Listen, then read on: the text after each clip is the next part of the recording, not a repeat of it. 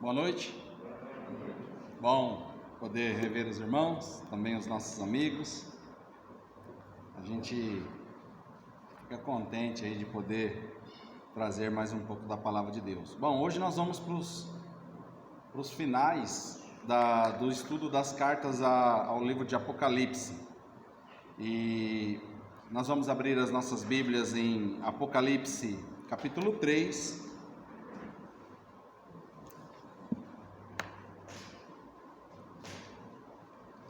Apocalipse capítulo 3.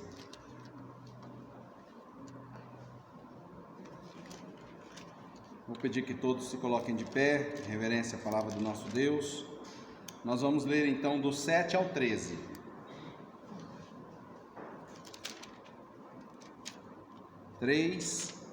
De 7 até o 13. Vamos lá então.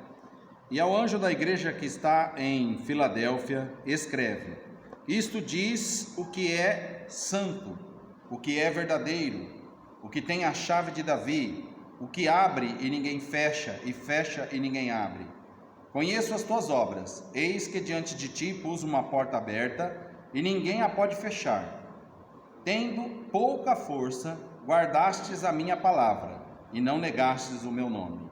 Eis que eu farei aos da sinagoga de Satanás, aos que dizem judeus e não são, mas mentem, eis que eu farei que venham e adoram prostrados aos teus pés, e saibam que eu te amo. Como guardastes a palavra da minha paciência, também eu te guardarei da hora da tentação que há de vir sobre todo mundo, para tentar os que habitam na terra. Eis que venho sem demora, guarda o que tens, para que ninguém tome a tua coroa. A quem vencer, eu o farei coluna no templo do meu Deus, e dele nunca sairá, e escreverei sobre ele o nome do meu Deus, e o nome da cidade do meu Deus, a nova Jerusalém, que desce do céu, do meu Deus, e também o meu novo nome. Quem tem ouvidos, ouça o que o Espírito diz às igrejas. Podem sentar, irmãos. Bom, aqui nós estamos então falando da igreja em Filadélfia, né? Um pouco aí para a gente conhecer da história do local, né? Filadélfia, não sei se alguém já teve curiosidade de estudar ou ler, né? Ela foi fundada mais ou menos aproximadamente 59 a.C. e o nome se deu devido a Átalo II. Alguém já tinha ouvido falar disso daí? Não? Né? Átalo, ele era irmão de Eugênio, que era o monarca na época lá. Então ele deu essa homenagem, ele deu o nome dessa cidade em homenagem ao irmão, que significa alguém que ama seu irmão. Então, se você der uma procurada lá, confirma lá, né, na Wikipédia, e você vai conseguir ver lá também. Então, ou alguém que ama o seu irmão, ou amigo do irmão. É uma cidade missionária, né? Porém, ela é uma cidade que difundida aí, né, a cultura grega, ali naquela região. Capital da cultura. Dela nos surge, vamos dizer assim, a melhor igreja. Exemplar e imbatível. E aí surgem algumas perguntas: como e por que essa igreja era imbatível? Nós vamos ver então, né? O tema da carta aqui, a Filadélfia, é fidelidade à palavra. Fidelidade à palavra. Bom, como nós sempre temos feito aí um esboço, agora também que nós já conhecemos um pouco aí a respeito desse lugar que a gente está estudando, nós vamos ver também como Cristo se identificou aqui também. No versículo 7, ele diz assim: E ao anjo da igreja que está em Filadélfia, escreve: Isto diz o que é santo, o que é verdadeiro, o que tem a chave de Davi, o que abre e ninguém fecha, e fecha e ninguém abre. Santo e verdadeiro. Nós também podemos ver rapidamente aí, que aqui mesmo em Apocalipse, ele também, tem outras referências também sobre santo e verdadeiro. Apocalipse 6:10, por exemplo, vamos lá rapidamente, diz assim: e clamava com grande voz, dizendo: até quando, ó verdadeiro e santo, dominador, não julgas e vingas o nosso sangue dos que habitam sobre a terra? E também em 19:11,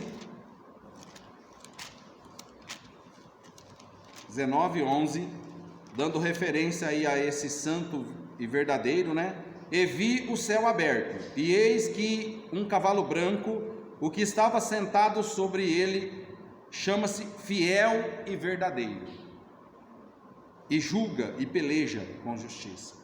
Então, são essas aí algumas referências a respeito também do que nós estamos vendo aqui sobre a identificação de Jesus. É santo e é a verdade.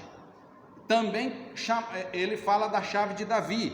Vamos rapidamente confirmar. Isaías, Velho Testamento, capítulo 22, e o versículo também 22. Isaías 22:22.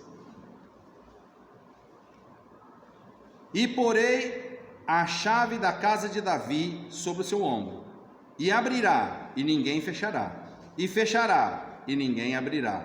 Então, quando ele faz menção, ele até usa esse mesmo versículo dizendo assim: e ao anjo da igreja, lá no versículo 7 de Apocalipse 3, e ao anjo da igreja que está em Filadélfia, escreve: isto diz o que é santo, o que é verdadeiro, o que tem o quê? A chave de Davi, fazendo menção dessa palavra: o que abre ninguém fecha, e fecha e ninguém abre,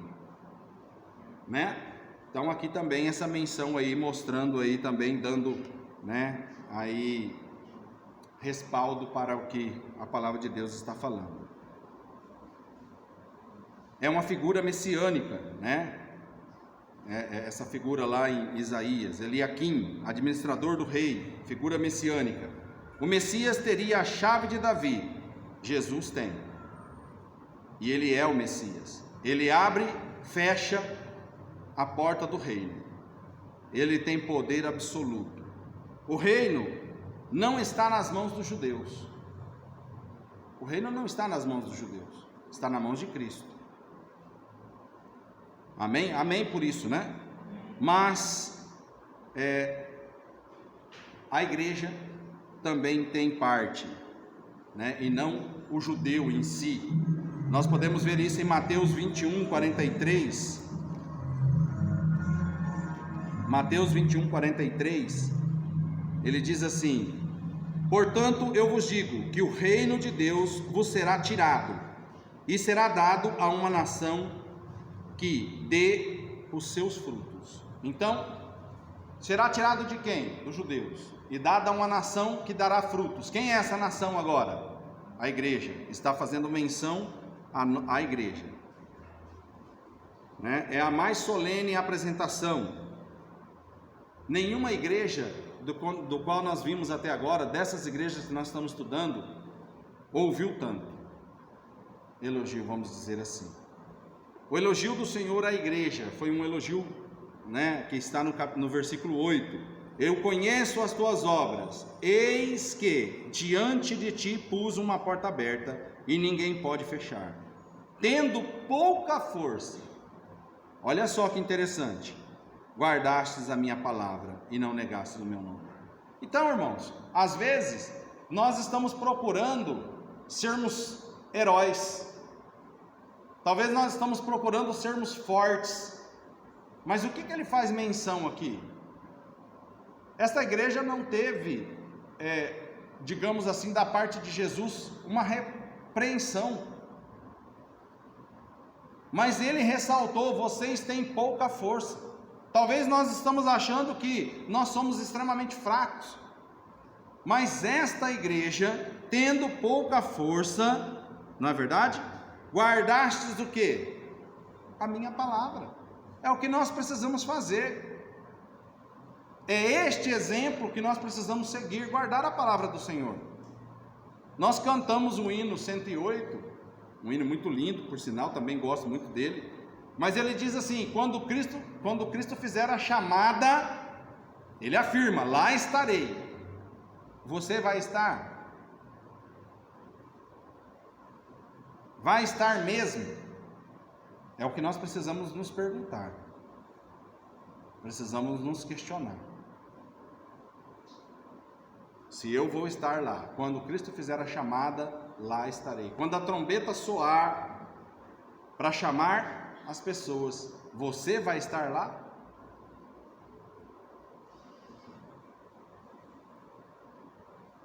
Então esta igreja tinha pouca força, é fraca.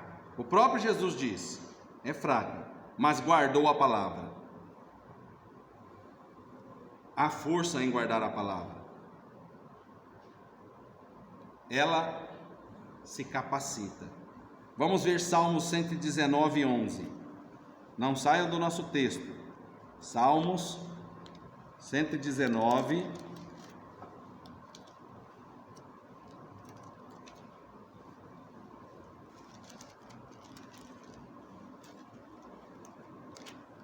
11.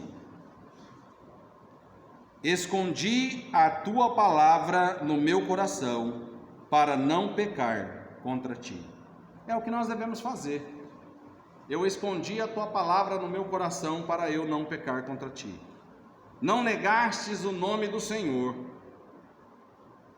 Não negastes. Qual foi o mérito dessa igreja? Fidelidade à palavra, fidelidade ao nome de Jesus Cristo. É o que nós precisamos ter, é o que nós precisamos ser, fiéis ao nome dele. Fiéis em não negar a sua palavra. O que é negar a sua palavra? Toda vez que eu faço omissão, que eu não falo a verdade, e que eu não ajo conforme a palavra, não é verdade? A palavra diz que nos últimos dias as pessoas vão viver, de palavras vãs, vão viver de ideias de pessoas. Por isso que eu sempre tenho falado, às vezes muitas pessoas até talvez não gostam do que a gente fala, que existem alguns pastores por aí que eles vêm nas igrejas, são já celebridades, vamos dizer assim, e o que eles vêm fazer? Simplesmente fazer palestra. Muitas dessas palestras não falam nem de Deus. E eu estava vendo esses dias uns trechinhos de um famoso por aí, que ele estava usando até palavras torpes, piadas, Eu acho isso ridículo. Isso é o que a palavra de Deus está dizendo, que as pessoas vão por essas ideias, as pessoas gostam. Irmãos, o evangelho na verdade nem sempre é uma coisa que a gente, digamos assim, gosta, no sentido de que o evangelho ele nos ataca. Ele tem que perturbar eu, porque eu estou talvez fazendo as coisas erradas. É nesse sentido que eu estou querendo dizer. Muitas vezes nós saímos da igreja chateados, no sentido de que, puxa, hoje eu errei, eu pequei, porque constantemente a gente faz isso. E o evangelho precisa falar com cada um de nós. Não é este evangelho que está sendo pregado pelo mundo. Um evangelho que enaltece o homem, que exalta o homem. Não, o evangelho tem que falar a verdade para o homem. Assim como um pai que ama o filho, e às vezes o pai tem que disciplinar o filho, assim é o evangelho para conosco. Então as pessoas hoje estão atrás dessas coisas, e não é essas coisas, Isso é bíblico. Vai na palavra de Deus, olha, guarde a palavra de Deus, observe a palavra de Deus.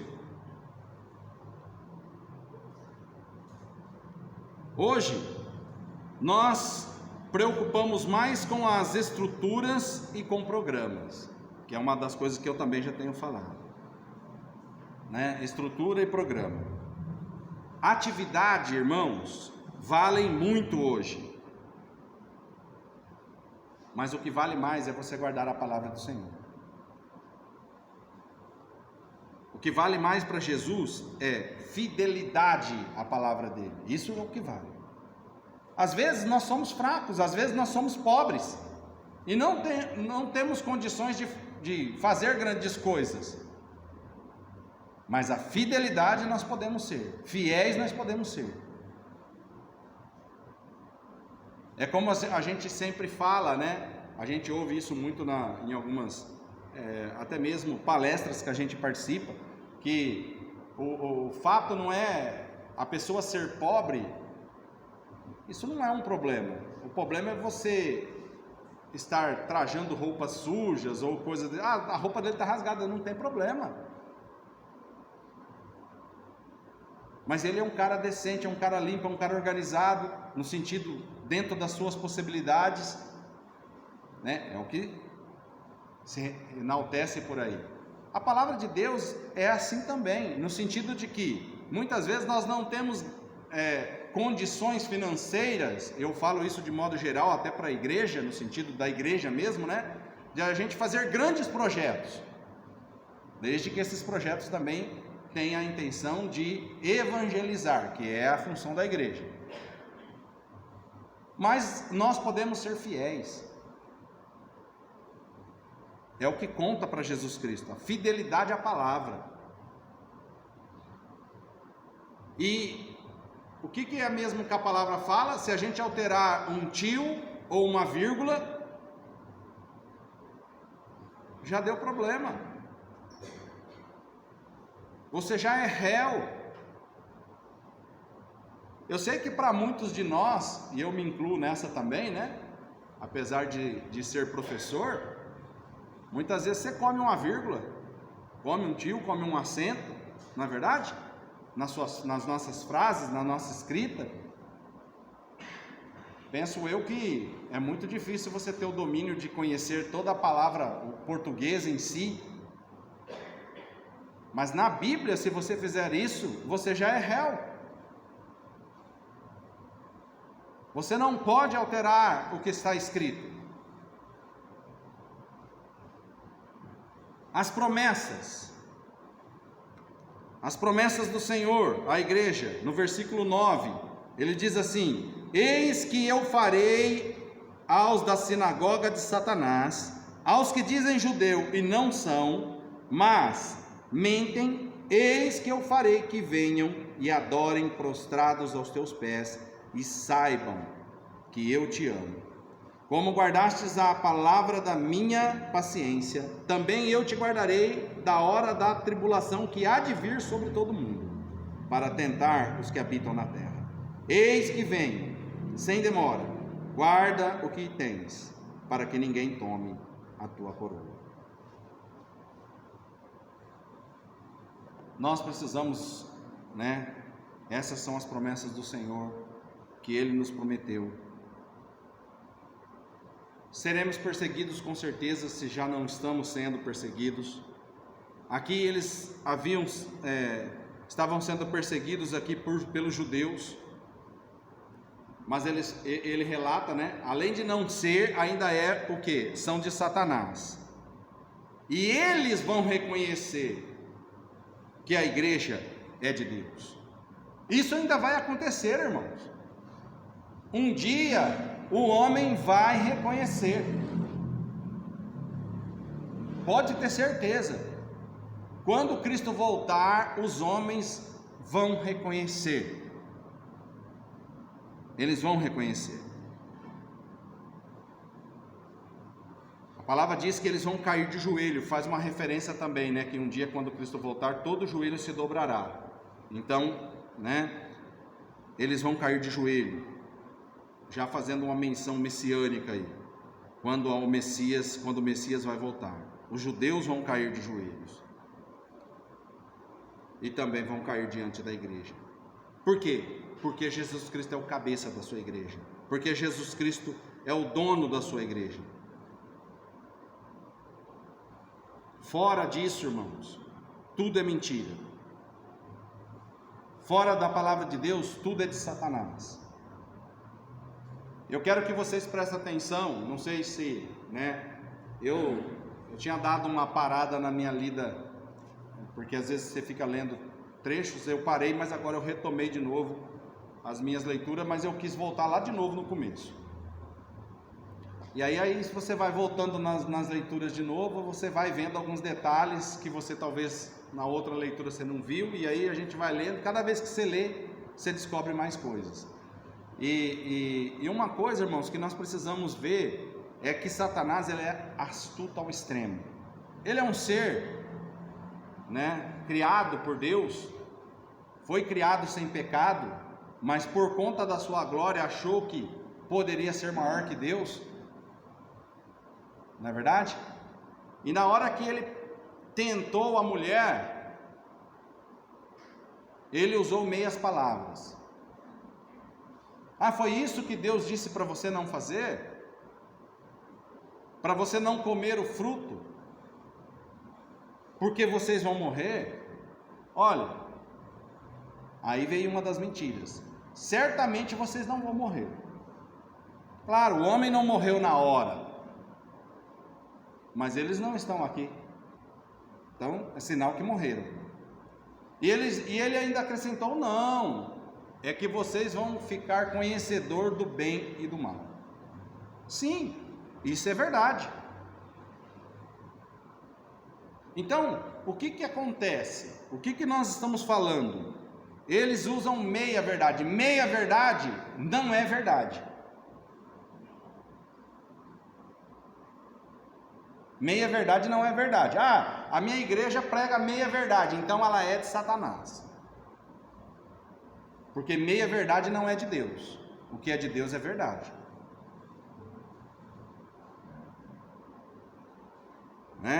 Então, fora da palavra de Deus, tudo é mentira. Tudo é de Satanás. Tudo. Não é qualquer coisa, não. Eles serão provados, como diz o versículo, mas os filhos de Deus serão guardados. E ele ainda está dizendo: eu venho sem demora. E mais uma vez ele promete isto. Mais uma vez, ele vem sem demora. Ele está às portas. Ele está por vir, irmãos. A igreja deve guardar a fé, porque ele está por vir. Nós precisamos tomar cuidado nessas afirmações. Ele está por vir.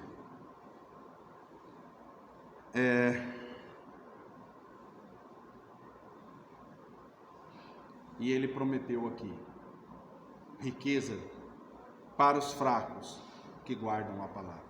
Mas uma riqueza nele, não como nós vamos ver agora na próxima carta, da qual nós vamos encerrar, E para concluirmos essa e passar para outra, a igreja, existe igreja perfeita? Era uma igreja considerada perfeita, mas só se fala bem dela.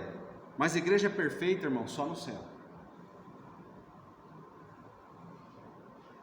Mas vamos entender aqui o que seria aqui perfeita. Vamos dizer que possivelmente uma igreja excelente. Vamos usar essa frase, uma igreja excelente. É possível ser vitorioso, é possível vencer as lutas, as fraquezas, as tribulações. O testemunho da Filadélfia atravessou o tempo. E nós estamos vendo hoje esse testemunho. Atravessou o tempo. É uma igreja triunfante, porque Cristo está com ela. Então é possível ser assim. Não é impossível. Nós seremos um dia perfeito, mas nós hoje não somos, mas podemos ser excelentes. Amém? Podemos ser excelentes. Vamos agora dar sequência na nossa leitura. 3:14. E ele diz assim: e ao anjo da igreja que está em Laodiceia, escreve: isto diz o Amém, a testemunha fiel e verdadeira, o princípio da criação de Deus. Conheço as tuas obras, que nem és frio e nem quente. Quem dera fosses frio ou quente. Assim, porque és morno, e não és frio e nem quente, vomitar-te-ei da minha boca. Como dizes, rico sou e estou enriquecido, e de nada tenho falta, e não sabes que és um desgraçado e miserável, e pobre e cego e nu. Aconselho-te que de mim compres ouro provado no fogo, para que te enriqueças, e roupas brancas, para que te vistas, e não apareça a vergonha da tua nudez, e que unjas os teus olhos com colírio, para que vejas. Eu repreendo e castigo a todos quantos amo. Sê, pois, zeloso e arrependa-te. Eis que estou à porta e bato. Se alguém ouvir a minha voz e abrir a porta, entrarei em sua casa, e com ele cearei, e ele comigo. Ao que vencer, lhe concederei que se assente comigo no meu trono, assim como eu venci e me assentei com meu Pai no seu trono. Quem tem ouvidos, ouça o que o Espírito diz às igrejas. Bom, nós vimos aqui várias repreensões, mas vamos partir um pouco para a parte histórica. Laodiceia, uma cidade rica, muito rica, reconstruiu-se sozinha no ano 60. Ela produzia lã, uma lã negra e colírio. Por que será que Jesus usou algumas questões que estão aqui nesta carta? Não é? É interessante você ver essa parte histórica. Olha outra coisa também que ele usou e que essa cidade tinha também. Essa cidade era um centro bancário e explorava a mineração aurífera. O que é isso? Mineração do ouro. Ela tinha 3 estradas que conduziam para Roma. Então, ou melhor, ela estava no centro, vamos dizer assim, comercial praticamente. Chamava-se a Cidade das Portas Abertas.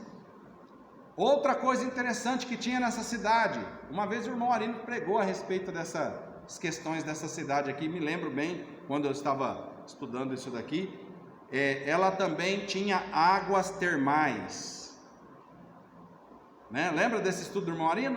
Uma pregação do irmão Arino falava sobre as águas mornas de Laodiceia? Não sei se alguém lembra, né? Ela tinha águas termais, mornas, buscadas para repouso. Cada uma dessas características da cidade aparece na carta, como nós vimos aqui. A igreja tinha diante de si um grande campo missionário. Ela estava no foco ali, vamos dizer ali. O campo era muito grande, mas era a pior de todas as igrejas. O pecado desta igreja, autossuficiência. Ela não dependia de Cristo. Ela era autossuficiente, não é? Como diz aqui, e ao anjo, versículo 14, da igreja que está em Laodiceia, escreve: isto diz o Amém, a testemunha fiel e verdadeira, o princípio da criação de Deus. Conheço as tuas obras, que nem és frio e nem quente, quem dera fosses frio ou quente. Assim, porém, és morno, e não és frio e nem quente, eu vomitar-te-ei da minha boca. Como dizes? Rico sou,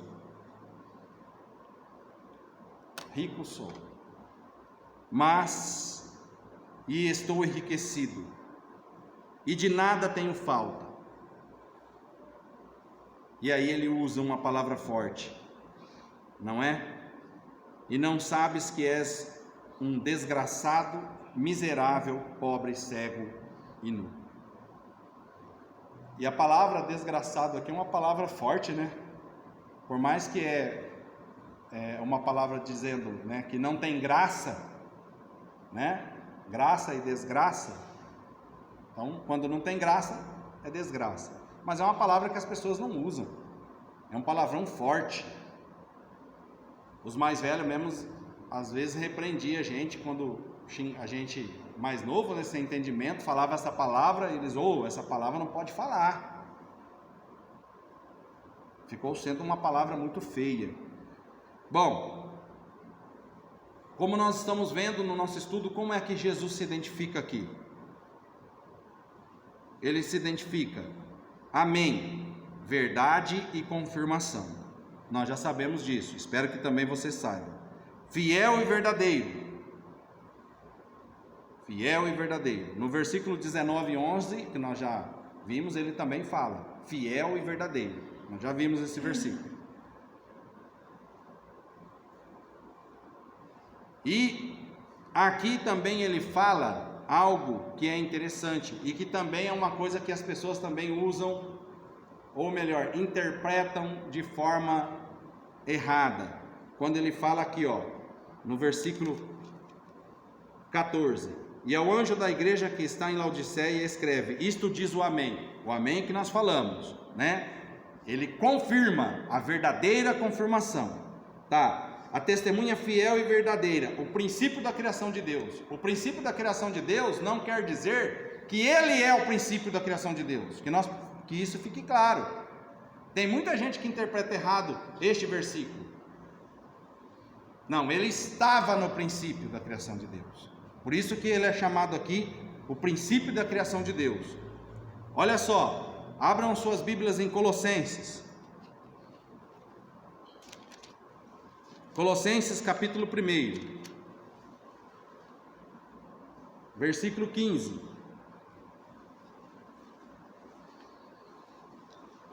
O qual é a imagem de Deus invisível, o primogênito de toda a criação. Opa, aqui ainda dá para entender que ele pode ser o primeiro a ser criado, mas nós vamos entender na palavra de Deus que não é. Porque nele foram criadas todas as coisas, nele foram criadas. Não que ele é o princípio da criação, no sentido que ele foi a primeira criatura a ser criada. Porque nele foram criadas todas as coisas que há no céu e na terra, visíveis e invisíveis, sejam trono, sejam dominações, sejam principados, sejam potestades, tudo foi criado por ele e para ele. E ele é o quê? Antes de todas as coisas, e todas as coisas subsistem por ele. Ele é o cabeça do corpo, da igreja, e é o princípio e o primogênito dentre os mortos, para que em tudo tenha preeminência. Agora, para a gente acabar de confirmar, né, o que nós estamos vendo aqui, vamos até João, capítulo 1. E ele diz assim, João capítulo 1: no princípio era o verbo, e o verbo estava com Deus, e o verbo era Deus. Ele estava no princípio com Deus. Todas as coisas foram criadas, foram feitas por ele, e sem ele nada do que foi feito se fez. Nele estava a vida, e a vida era a luz dos homens. E a luz resplandece nas trevas, e as trevas não a compreendem. Pulamos para o versículo 14. E o verbo se fez carne. Então, quando ele fala aqui, no princípio era o verbo, e o verbo estava com Deus, e o verbo era um Deus. Opa, quem é o verbo? O verbo se fez carne. Quem fez carne? Jesus. Não tem outra pessoa da qual ele está falando. Jesus. O verbo se fez carne e habitou entre nós, e vimos a sua glória, como a glória do unigênito do Pai, cheio de graça e de verdade. É Jesus. No princípio era o verbo, e ele estava com Deus, e ele era Deus, ou melhor, ele é Deus. Então, lá ele usa também, o princípio da criação, e eu vi alguns comentários a respeito disso daí, que alguns usam esses versículos de forma errada. Então, não significa que ele tenha sido o primeiro a ser criado, mas foi por ele gerado, ele criou, ele é o princípio de todas as coisas. Mas vamos agora às queixas, àquela igreja. Nenhum elogio, infelizmente, não houve elogio. dois grandes pecados aqui: indiferença e arrogância. Orgulhava-se da sua riqueza. Rico sou e não preciso de nada. É um perigo muito grande. É muito grande. Falando de uma igreja. Aqui, identificar o processo da igreja com bens materiais, oposto ao de Esmirna, nós vimos. Oposto. Era uma cidade, como nós vimos aqui, de águas termais, águas mornas. E a água morna, até a água para eles beberem, saía morna, era uma água que causava vômito. Também usada por Jesus Cristo. Como você não é quente e nem frio, você é morno, eu vou vomitar-te da minha boca. São palavras fortes, irmãos, muito forte mesmo. O que Jesus aconselhou àquela igreja? Olha que coisa interessante. Compre ouro de mim. Mas aquela igreja era rica. Como que você pode explicar isso? Estava mandando a igreja comprar ouro de Jesus, mas não é este ouro que nós vemos ou pegamos. É diferente. O ouro que ele está dizendo é a palavra, a fidelidade. Compre ouro. Por quê? Porque eles eram pobres. Mas eles eram ricos.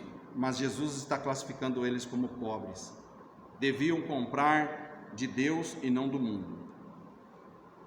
A riqueza da igreja, ela vem de Deus. O que ela deveria comprar? Vestes brancas. Outra menção também, da cidade, porque a cidade produzia lã negra. Mas eles tinham que ser diferente do mundo. Assim como hoje também as pessoas eu quero ser diferente. Já viu aquelas pessoas que querem ser diferente, mas são todas iguais ao mundo? Quer ser diferente, mas são todas iguais ao mundo. Tem crentes que são xertos do mundo também. E nós precisamos ser diferentes. Outra coisa que essa igreja, que essa cidade produzia, colírio. E Jesus fala, olha, vocês têm que colocar colírio. Então são coisas interessantes que Jesus usa do local para que eles possam entender a palavra, para que eles possam compreender a palavra de Deus, que eles estavam fazendo a coisa errada. Eles estavam doentes. Tinha tudo, mas estavam doentes. Não é a riqueza, não é o dinheiro que faz a diferença na vida das pessoas. E muitas vezes, irmãos, é o que faz a diferença na nossa vida. É o que faz a diferença na nossa vida. A quem você dá valor hoje? Como você recebe, por exemplo, na sua casa, se for ter com você uma pessoa pobre ou uma pessoa rica? Pensa nisso.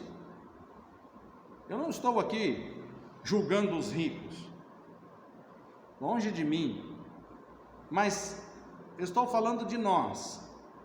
Qual é a sua atitude ao receber uma pessoa pobre e uma pessoa que tem bens materiais? Como você trata uma pessoa que não tem bens materiais e uma pessoa... Hoje mesmo eu estava dando uma olhada na internet e eu vi um vídeo, talvez você já tenha até visto já, também não assisti até o final, só vi a chamadinha do vídeo lá. Um homem marcou para comprar uma casa, só que ele chegou lá trajado de mendigo. Ele foi desprezado pelo homem,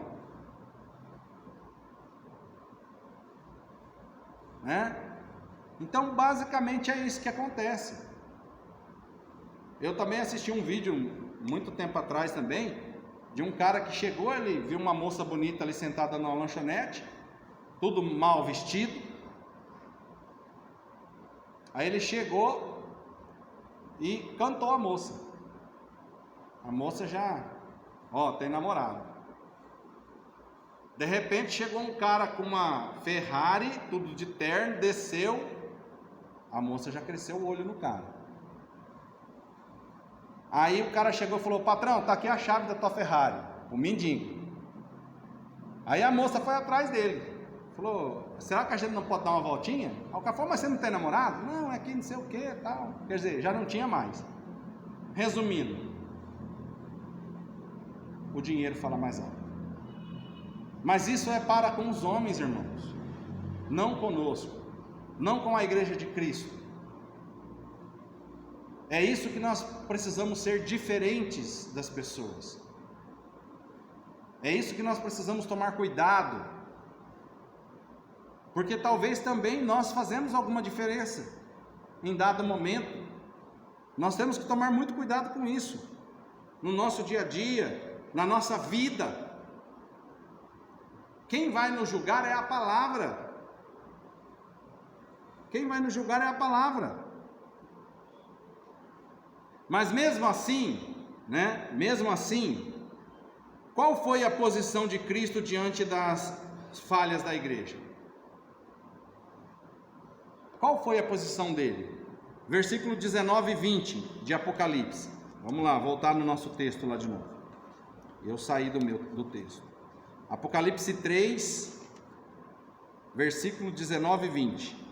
Ele diz assim, eu te dou um conselho, aconselho-te que de mim compres ouro, provado no fogo, para que te enriqueças, e roupas brancas, para que te vista, e não apareça a vergonha da tua nudez, e que unjas os teus olhos com colírio, para que vejas. Eu repreendo e castigo todos quantos, o quê? Amo. Sê, pois, zeloso e arrependa-te. Olha, aqui ainda está dando uma oportunidade. Ele ainda está falando, mesmo assim, ele ama a igreja. Mesmo assim, ele dá uma esperança para a igreja, fala, olha, chama a igreja ao arrependimento. É o que nós estamos fazendo aqui hoje, chamando todos ao arrependimento. Jesus aqui estava fora. Por que fora? Ele não disse, vou bater na sua porta e se você abrir eu vou entrar. Ele está para o lado de fora. Precisamos deixar Jesus Cristo entrar na nossa vida. O Senhor do universo ainda mais uma vez está sem lugar. Quando ele nasceu, não havia quartos. Para onde ele foi? Para o estábulo, para o lado de fora. Mais uma vez, ele estava para o lado de fora. Às vezes nós estamos deixando ele também fora da nossa vida. Talvez na minha vida não há lugar para ele. Mas ele disse, se você deixar, eu estou aí à porta, eu estou batendo. Se você deixar eu entrar, eu vou entrar e vou cear com você. Precisamos deixar Jesus Cristo entrar. Será que essa história não se repete hoje? E hoje nós não estamos falando para as pessoas de fora, nós estamos falando para as pessoas dentro da igreja. Porque esta carta foi endereçada a uma igreja. Não deixe Jesus de fora, Cristo do lado de fora. Muitas vezes isso acontece nas igrejas também. E cada vez mais está acontecendo. Jesus Cristo para o lado de fora. Fora das reuniões, fora das sessões, fora dos encontros. Eu vou fazer, por exemplo, não sei, um encontro. Ou as nossas festas aqui fora. Jesus não está no nosso meio se nós fizermos uma festa aqui fora, só porque nós estamos festejando? Está no nosso meio. Em qualquer momento da nossa vida, no meu trabalho, ele também pode estar no meio do meu trabalho. Qualquer lugar que for. Não é porque você está se divertindo que Jesus não deve estar lá. Seja qual for o lugar.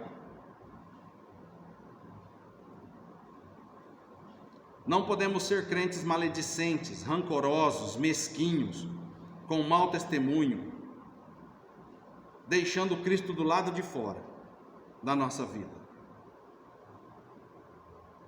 Se Ele estiver fora, deixe Ele entrar. Se Ele estiver dentro, o que eu preciso fazer? Mostrar. Se Ele estiver para o lado de fora, deixe-o entrar. Mas se Ele estiver dentro da sua vida, mostre. Porque às vezes nós falamos, eu tenho Cristo na minha vida, mas eu não mostro. Porque a palavra de Deus diz que pelos frutos vos conhecereis. Que Deus possa nos abençoar. Amém?